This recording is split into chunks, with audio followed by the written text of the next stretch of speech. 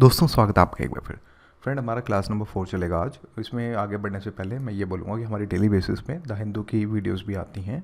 YouTube पे। उसमें हमारा ट्यूटोरियल जो है बिल्कुल हिंदी में, मतलब कि कंटेंट जो होता है हमारा वो हमारा बिल्कुल हिंदी में आता है, तो आप उसको भी YouTube Arora IAS Hindi channel पर जाके देख सकते हैं।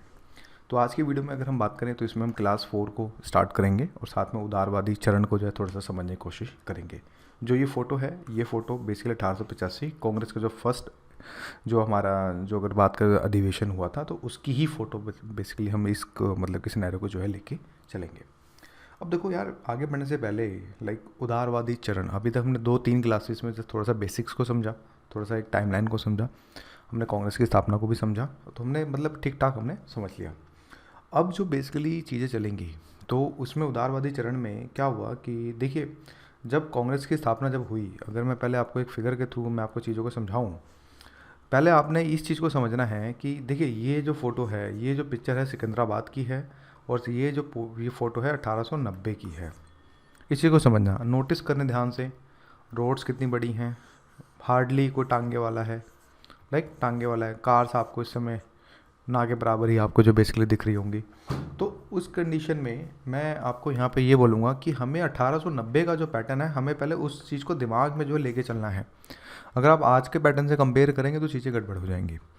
उस समय टेलीकम्युनिकेशन नहीं था, ठीक है। साथ में अगर बात करें टांगों के साथ ही चीज़ें जो होती थी, घोड़े और टांगे को वही मतलब ज़्यादा चलन था। इवन उसमें साइकिल भी जो है 1900 के बाद ही जो है स्टार्ट हुई है। अगर हम बात करें तो मतलब मैक्सिमम चीज़ें जो हैं मतलब कि टांगा और ये सब घोड़ा गाड़ी, ये इसी चीज़ों से मतलब कि बढ़ रही थी। तो 1890 में क्या हुआ कि पहले जो कांग्रेस की जो फिलॉसफी ये थी, जब जब मतलब स्टार्ट हुआ, जब कांग्रेस की स्थापना जब स्टार्ट हुई उसके बाद से इन्होंने एक बोला कि देखो, अगर हम डायरेक्ट प्रतिकार कर देंगे, मतलब विद्रोह कर देंगे, तो वो तो अंग्रेज उस समय बिल्कुल ख़त्म कर देंगे हम लोगों को। तो यहाँ पर बेसिकली उदारवादी चरण में यही देखा गया कि हम थोड़ा थोड़ा हिस्सों की मांग करते हैं। मतलब एक बोलते हैं ना कि अगर मान लो एक एरिया को बढ़ाएंगे धीरे धीरे, तो ये फिलॉसफी जो है बेसिकली उदारवादियों की थी। यानी कि ये बिल्कुल मतलब ब्रिटिश पॉलिसीज़ में विश्वास रखते थे और ये भी करते थे, मतलब अपील का एक टाइम दो मतलब कि देखने को मिल रहा था कि ठीक है, वो अपील करते थे कि कुछ चीज़ें हम करवाने की कोशिश करेंगे, हल्का सा प्रेशराइज करेंगे, मतलब बहुत ही शांतिपूर्ण तरीके से, और अगर मतलब इस तरह से चीज़ों को मतलब कि चेंज करने की जो है कोशिश करेंगे। इसमें मतलब उदारवादी चरण में ये देखने को हमें मिला। लेकिन उसी के पक्ष में कुछ लोग ऐसे भी थे कि यार देखो, कांग्रेस की स्थापना हो चुकी है 1885 में, 5 साल हो चुके हैं, अब हमें थोड़ा सा मतलब कि स्वराज की तरफ आगे बढ़ना पड़ेगा। तो इस खेमे में एक तरफ फिर उग्रवाद हो गया। उग्रवाद का मतलब ये था कि वो लोग पिस्तौल और बम की भाषा पे ज़्यादा बिलीव रखते थे कि नहीं, प्रेशर करेंगे, हम बम मारेंगे अगर वो हमारी बात नहीं मानेंगे। तो उस ये भी चीज़ें जो है बेसिकली हमें उग्रवाद के जब हम चरण नेक्स्ट वीडियो में देखेंगे तो उसमें डिस्कस करेंगे। तो यानी कि उदारवाद में ये था कि ये अगर बात करें रिक्वेस्ट का एक दौर था। इसमें इन्होंने भी हालांकि काफ़ी एक महत्वपूर्ण योगदान दिया। इससे कांग्रेस को खतरा नहीं हुआ। कांग्रेस का मतलब इन द सेंस ये है कि अगर ज़्यादा उग्र उग्र हो जाते उस समय, अगर चीज़ें अगर उग्र हो जाती तो फिर उस समय डेफिनेटली फिर कुछ ना कुछ मतलब कि गड़बड़ भी हो सकता था। मतलब कि अंग्रेज़ जो थे वो मतलब आप ये मान के चलें कि मतलब बंद भी कर सकते थे कि भाई ठीक है, इसको बंद करो, ये कांग्रेस को ये इथिकल नहीं है। तो ये सब चीज़ें अगर हम बात करें तो ये भी इस वजह से ये चीज़ें मतलब हुई। तो उग्रवाद के दौर में ये भी देखने को मिला। साथ में इन्होंने मतलब कि उग्र जो उदारवादी जो लोग थे वो मतलब ब्रिटिश पॉलिसी के प्रति मतलब कि अपनी वो रखते थे कि सहमति रखते थे कि हाँ, जो भी ब्रिटिश कर रही है ठीक कर रही है, लेकिन उसी में ही थोड़ा सा हम आगे बढ़ेंगे, ठीक है। तो कांग्रेस के इस चरण में उदारवादी नाम इसलिए दिया गया क्योंकि इसका मुख्य नेता उदारवादी नेताओं के हाथ में था, पहली बात। दूसरा, इसमें जो नेता थे, जैसे कि मैंने कि फिगर्स आपको पहले वीडियो में दे चुकी, जिसमें दादा भाई नजोरी हो गए, फिरोज शाह मेहता हो गया, दिनशा वाचा हो गया, WC बनर्जी हो गए, SN बनर्जी हो गए, रासबिहारी घोष हो गया, RC दत्त हो गया, बदुने तेजबदी हो गए, फिर गोपाल कृष्ण गोखले हो गए, PR नायडू हो गए, आनंद चालू हो गए, पंडित मोहन मालवीय, ये सब जो लोग थे, अगर हम बात करें तो ये बेसिकली उदारवादी थे। अब देखो, यहाँ से एक MCQ UPSC बना सकता है, इस चीज़ को समझना। MCQ क्या बोलेगा, मान लो 6-7 नाम दे देगा, इसमें से कोई एक नाम उग्रवाद में से निकाल के दे देगा और आपको बोलेगा पहचानिए इसमें से कौन कौन उदारवादी लोग थे। ध्यान से समझना, उदारवादी नाम इसलिए मैंने सारे यहाँ पे इसलिए लिखे, ज़्यादातर मैक्सिमम जो बड़े नाम हैं वो हमने इसलिए लिखे हैं मैंने यहाँ पे, ताकि आपको हर एक चीज़ का मतलब कि अच्छे से मतलब आप जो है एनालाइज कर सकें, मतलब कि चीज़ों को लेके। तो हमेशा हमें लाइक यूपीएससी में जब हम पढ़ रहे हैं या फिर हम स्टेट पीसीएस की तैयारी कर रहे हैं, तो हमें बाज की नज़र से चीज़ों को समझना पड़ेगा। तो इसमें मैं ये नहीं कह रहा आप इनका रट्टा मारें, जस्ट कीप रिवाइजिंग कि भाई निरोजी हैं, मेहता हैं, वाचा है, बनर्जी हैं, 2 बनर्जी हैं, रासबिहारी घोष है, दत्त है, एक मुस्लिम तेजवी हैं, गोपाल कृष्ण गोखले हैं, पीआर नायडू हैं, आनंद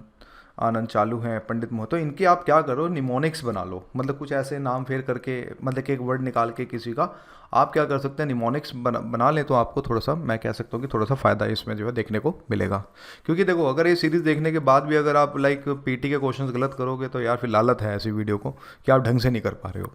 ठीक है, तो इसमें फिर ये नेता उदारवादी नीतियों साथ में अहिंसक विरोध प्रदर्शन में विश्वास रखते थे, मतलब कि ठीक है विरोध करते थे लेकिन अहिंसक, जिसमें बम और पिस्तौल की फिलॉसफी जो बिल्कुल कतई नहीं थी इनकी फिलॉसफी में, तो उसमें ये बेसिकली चीज़ों को जो है अगर बात करें तो लेके चलते थे। इनकी यह विशेषता इन्हें 20वीं शताब्दी के प्रथम दशक में उभरने वाले नव राष्ट्रवादी, जिन्हें उग्रवादी कहते थे, पृथक करती थी। यानी कि जब 20वीं सदी जब स्टार्ट हुई तो उसमें भाई कुछ उग्रवादी भी आ गए कि भाई नहीं पिस्तौल की फिलॉसफी लेके चलेंगे, हम तो सारी चीज़ें लेके चलेंगे। तो उसने बोला नहीं भैया तुम लोग ठीक हो, तुम अपनी फिलॉसफी में नहीं, हम उदारवादी लेके चलेंगे और चीज़ें उदारवादी के साथ ही चलेंगे। तो यहाँ पर एक चीज़ आपको ये भी समझनी पड़ेगी, गांधी जी भी कहीं ना कहीं उदारवादी पे ही विश्वास रखते थे ज़्यादा। अगर हम देखें 1940 तक गांधी जी भी कहीं ना कहीं लाइक उदारवादी नीतियों तक ही सीमित थे। उसके बाद वो थोड़ा सा उग्र भारत छोड़ो आंदोलन में जाके फिर उन्होंने करो और मरो का नारा दिया था। तो ये भी आपको यहाँ पे डिफ्रेंशिएट करता है और यहाँ पे चीज़ों को एनालाइज करने का आपको जो है यहाँ पे टाइम देता है। फिर उग्रवादी जो उदारवादी थे वो कानून के दायरे में रहकर अहिंसक और संवैधानिक प्रदर्शनों के पक्षकार में जो है देखे जाते हैं, पक्षकार या फिर आप जो भी बोलें, तो इसमें मतलब देखने को मिलता है, यानी कि हाँ ठीक है मतलब कि कानून में रहकर ही जो है विद्रोह, मतलब कि अगर बात है अहिंसक तरीके से संवैधानिक प्रदर्शन जिस तरह से भी है। अब देखो इस तरह की चीज़ों को आप कैसे मिला सकते हो कि भाई अभी तो ठीक है कानून पास हो गया, मतलब कानून को वापस ले, मतलब सरकार ने घोषणा कर दी है कृषि बिल के ऊपर, तो कहीं ना कहीं ये भी एक पैटर्न है। अगर आप देखें तो कहीं ना कहीं उदारवादी आंदोलन, तो आप इसको आज के दौर में भी आप जो है बिल्कुल कंपेयर कर सकते हो। अगर उसी आंदोलन में अगर कहीं गन और बंदूकें अगर लोगों ने ठान ली होती तो फिर पुलिस डेफिनेटली फिर अत्याचार कर देती, मतलब डेफिनेटली, क्योंकि भाई आप किसी चीज़ को कानून तोड़ रहे हैं तो फिर चीज़, तो यही चीज़ें आपको यहाँ पे मेन्स पर्सपेक्टिव के हिसाब से भी आपको डायमेंशन में थोड़ा सा जो है सोचना पड़ेगा। फिर इवन यहाँ पे अगर बात करें मतलब कि अगर बात करें उदारवादियों का यहाँ पे मत भी था भाई, वो ये था कि लाइक अंग्रेज जो हैं, अंग्रेज भारतीयों को शिक्षित बनाना चाहते हैं तथा वे भारतीयों की वास्तविक समस्याओं से बेखबर नहीं है, क्योंकि इनको इतना टाइम हो गया है इंडिया में रहते हुए, तो वो शिक्षित बनाना चाहते हैं, इंग्लिश का बोलबाला करना चाहते हैं और साथ में से मतलब समस्याओं से बेखबर भी नहीं है, राइट। फिर अतः यदि सरमति से सभी देशवासी प्रार्थना पत्रों, याचिकाओं व सभाओं इत्यादि के माध्यम से सरकार से अनुरोध, एक वर्ड ध्यान रखना यहाँ पे, अनुरोध करें तो सरकार धीरे धीरे उनकी मांगे जो है स्वीकार कर लेगी। तो यानी कि अगर बात करें तो यहाँ पे अगर बोलते हैं ना excuse me, like please word का बहुत ज़्यादा यहाँ पे चलन हमें जो है देखने को मिला था अगर हम बोले तो यही एक रीज़न था कि उदारवादी हालांकि ज़्यादा सक्सेस तो नहीं हुए, बट फिर भी इन्होंने भारतीय स्वतंत्रता संग्राम के अंदर काफ़ी बड़ा एक इम्पैक्ट दिया। एक बोल सकते हैं कि एक जिस समय एक नेतृत्व प्रदान किया आने वाले टाइम में चीज़ों को और सशक्त करने के लिए, तो कहीं ना कहीं उदारवादियों ने भी काफ़ी एक अहम हमें देखने को मिला। फिर अपने इन उद्देश्यों को प्राप्ति के लिए उदारवादियों ने 2 प्रकार की यहाँ पे नीतियाँ बनाई दोस्तों। इनकी पहली नीति जिसका इन्होंने अनुसरण भी किया बाद में चल के, इस पे मतलब इन्होंने अमली जाम मतलब एक तरह से अनुसरण भी किया। तो पहला ये था कि भारतीयों में राष्ट्र प्रेम और चेतना जागृत करना, राजनीतिक मुद्दों पर उन्हें शिक्षित करना और एकता स्थापित करना। देखो 1890 में यार उस समय एक किसान और आज के किसान में कोई ज़्यादा फर्क तो है नहीं, बट उस समय की स्थिति देखें तो किसान की हालत बहुत ज़्यादा दयनीय थी। दयनीय मतलब ये कि अगर 2 वक्त की रोटी मिल जाए किसान को तो बहुत बड़ी बात होती थी। चलो आज तो स्मार्टफोन हैं, थोड़े फ़ोन्स हैं, वो एक अलग चीज़ है, लेकिन उस समय 2 वक्त की रोटी का मिल जाना ये भी किसान के लिए मतलब एक तरह से समझ लो जैसे कि आज के समय आपको एसी, कूलर, फ्रिज और मोबाइल और फ़ोन के अंदर इतने सारे टॉक टाइम मिल जाए तो वो वाली बात हो गई। तो एक तो ये रीज़न कि और उस समय लोगों में जब 1857 की जब क्रांति हुई थी तो कहीं ना कहीं हमारे देश के अंदर एक उदासीन वाली भी चीज़ें चल रही थी कि देखो कब होगा हमारा भारत देश आज़ाद, ये सब चीज़ें होंगी। तो उस कंडीशन के अंदर भी कहीं ना कहीं हमारी जो राष्ट्रभक्ति थी वो भी इतनी जागृत नहीं हुई थी, लोग इतने वो मतलब नहीं थे, संगठित नहीं थे, जिसके कारण इन्होंने ये सोचा कि ठीक है हम प्रोसेस करते हैं लेकिन थोड़ा धीरे धीरे करेंगे, लेकिन हम मजबूती के साथ करेंगे। तो इसी में फिर इन्होंने राष्ट्र प्रेम और चेतना जागृत करी और साथ में राष्ट्रीय मुद्दों को पर लोगों को शिक्षित करना स्टार्ट किया कि भाई एक सदन दो सदन क्या होता है, लोगों को थोड़ा कोशिश किया पढ़ाने के लिए भी। तो ये कहीं ना कहीं एकता स्थापित यहाँ पे जो है हमें देखने को मिली। फिर दूसरी तरफ यहाँ पे ये देखने को मिला कि ब्रिटिश जनमत, यानी कि देखो ब्रिटिश जनमत और साथ में ब्रिटिश सरकार को भारतीय पक्ष में करके भारत में सुधारों की प्रक्रिया प्रारंभ करना, यानी कि अब ब्रिटिश जनमत मतलब कि इंग्लैंड में जाके भी वहाँ से भी मतलब कि लोगों का मतलब कि स्वागत करना कि भैया आओ हमें सपोर्ट करो, और कहीं ना कहीं ब्रिटिश भारत को भी लाइक भारतीय पक्ष में करना कि यार देखो ये चीज़ें तो दो कम से कम आज के समय ट्रेंडिंग टॉपिक्स हैं और इस पर हमें भी ज़रूरत है, आज के समय कुछ चीज़ों पे हमें भी रियायत दो। तो उस कंडीशन में मतलब कि ब्रिटिश के साथ मतलब करके ब्रिटिश पक्ष मतलब भारतीय पक्ष में जो है बेसिकली इनको करना था। अपने दूसरे उद्देश्य के लिए राष्ट्रवादियों ने 1899 में लंदन में भारतीय राष्ट्रीय कांग्रेस की ब्रिटिश कमेटी इंडिया की स्थापना। अब देखो यार ये है फैक्ट, अब ये फैक्ट है, अब ये हो सकता है यूपीएससी में पूछा जा सके, तो जहाँ पे पूछा जा सके मैं वहाँ पे ज़रूर आपको मेंशन कर दूंगा कि भैया इनको रट लेना और यहाँ से कंटेंट आपका पीटी के लिए भी निकलेगा। तो देखो